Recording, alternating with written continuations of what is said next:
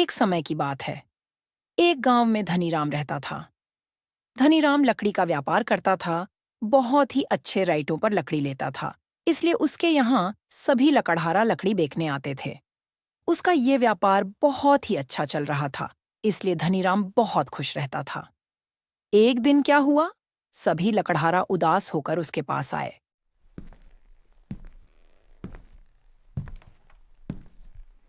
अरे तुम सब क्यों उदास हो? क्या हुआ, आज तुमने लकड़ी नहीं काटी? क्या बताएं मलिक। आज हम जब लकड़ी काटने सुबह गए और जैसे ही हम लकड़ी काटने लगे, अचानक से एक भूत आ गया और वह अमन भाई को ले गया। मैं यह देखकर वहां से भाग निकला। अब हम क्या करें मालिक? अब हम कैसे लड़ी काटेंगे और हमारे घर का कैसे गुजारा होगा?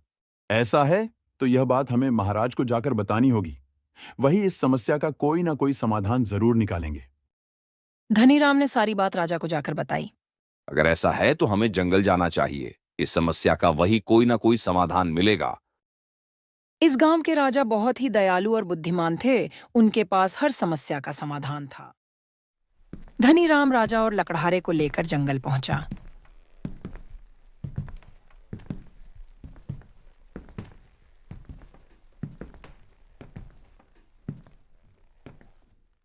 भूत लकड़हारे को देखकर उसकी तरफ को आया और बोला, कसम मेरे मुताबिक प्लेन की लातों के भूत बातों से नहीं मानते।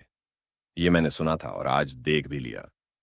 तुम तो वही हो ना जो कल लकड़ी काट रहे थे। कल तो तुम बच के चले भी गए, आज नहीं बचोगे। तुम इन्हें क्यों परेशान कर रहे हो? अगर यह लकड़ी नहीं काटेंगे तो यह अपने बच्चों को क्या खिलाएंगे? महाराज, यह जंगल वे बोलते जानवरों का घर है। अगर यह जंगल काट देंगे तो पशु पक्षी और जानवर कहाँ रहेंगे? यह लोग उनसे उनका घर को छीन रहे। महाराज, उनके रहने की जगह गई। यही जंगल है।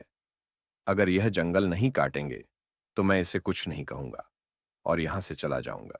राजा समझ गया कि बहस करने से कोई फायदा नहीं। एक नई मुसीबत और गले लग सकती है, इसलिए भूत की बात मान ली। धनीराम और बाकी लकड़हारों को भी अलग अलग एक दुकान खुला दी और फिर सब खुशी खुशी रहने लगे। अगर हमारी कहानी अच्छी लगी हो तो लाइक और एक सब्सक्राइब करना ना भूलना।